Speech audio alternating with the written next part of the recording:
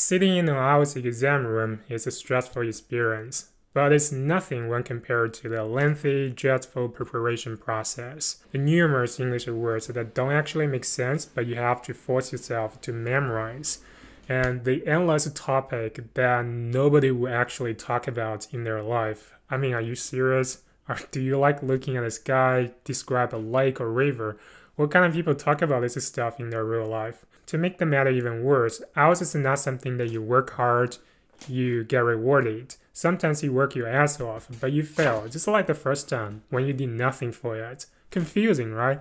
But there's no explanation whatsoever. It's like a relationship ended without closure. Just that this one you have to keep on going. The feeling of being unfairly treated, the disappointment, the self-blaming, the self-doubt, and the fear of losing the opportunity to study abroad or living abroad, all can lead to tremendous amount of pressure. This is some serious shit, more serious than the IELTS score. If not properly handled, it keeps you up at night, it hurts your confidence, it makes your life miserable. So where exactly does the stress come from? How can we properly handle it?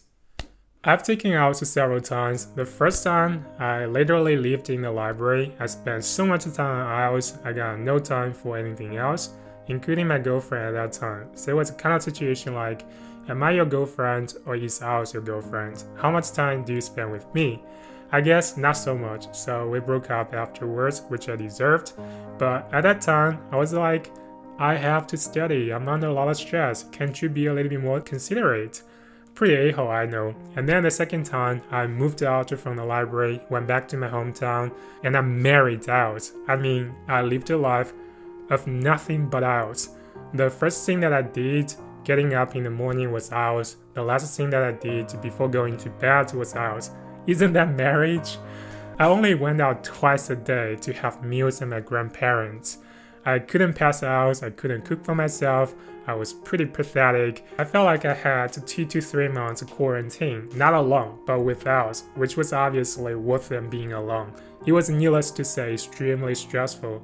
And then the third time, the fourth time, situation did not really get any better. Even the most recent time, my English was now good enough to score an 8.5. There were still occasions I felt pretty messed up. I found one thing in common with all my IELTS preparation experiences, which might explain where the stress actually comes from, and that's working hard, studying hard. Let me explain. So when I felt stressed, it's often when I felt unconfident or uncertain about whether I'd pass. In such situations, I would study harder because I believed if I do more, I would be able to learn more, and therefore I would have a better chance to pass the test. But the more that I did, the more I realized I would never be able to memorize all the vocabs, know all the topics. And then I panicked because I became even more uncertain about whether I'd pass. And that would drive me to study even harder, and that became a vicious cycle, hence a present life with IELTS. So I would be studying 20 hours a day, but still beat myself up for not doing enough, which is ridiculous, and I couldn't sleep very well at night. It's clear that hard work does not reduce your stress. Not only it doesn't necessarily reduce the stress, it actually adds to stress. I wonder why. This is because working hard does not necessarily reduce the level of uncertainty. Unless you're sure you'd be able to pass a test, you always feel some stress. So the key to reduce the stress is to reduce the level of uncertainty, to become certain you pass the test. And the most efficient way to do that is not through hard work, but through right work. Right work that can help us to overcome difficulties, weaknesses, and help us solve problems. For example, you know you have problems organizing data logically in test 1 writing, and you solved this problem. Then you stop worrying about it, and stress will be reduced as a result. The more problems you can solve, the less stress you have. This is often how we become confident for the test. Probably not just the test, but everything in our life. We become confident by solving problems, not by adding hours.